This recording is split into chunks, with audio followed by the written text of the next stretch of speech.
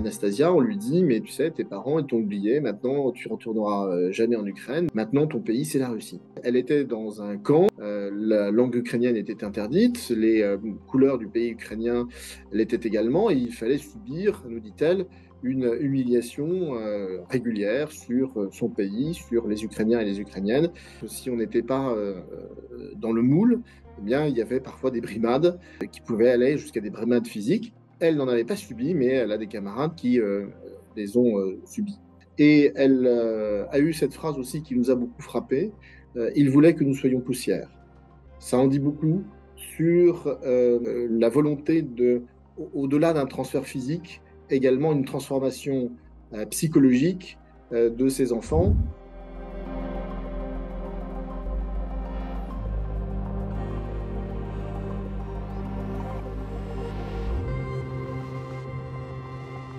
L'opération, elle est destinée à sauver, semble-t-il, des enfants des bombardements. Or, en réalité, ce n'est pas du tout la réalité de ce que les enfants rapportent lorsqu'ils peuvent revenir de ces transferts forcés.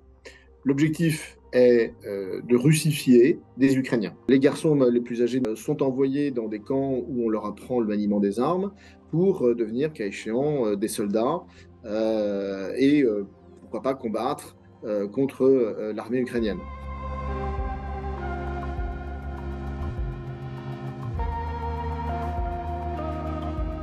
Il y a 19 544 cas à l'instant où on se parle qui sont documentés, mais potentiellement ce chiffre peut être beaucoup plus important, un potentiel de 70 voire jusqu'à 200 000 enfants susceptibles d'être concernés par les transferts forcés. Et aujourd'hui, il n'y a eu que 328 enfants qui ont pu retourner. On est au-delà en fait du crime de guerre selon les définitions qui existent dans le statut de Rome. L'article 6 du statut de Rome définit le crime de génocide, notamment les cas de déplacement forcé de population et en particulier d'enfants.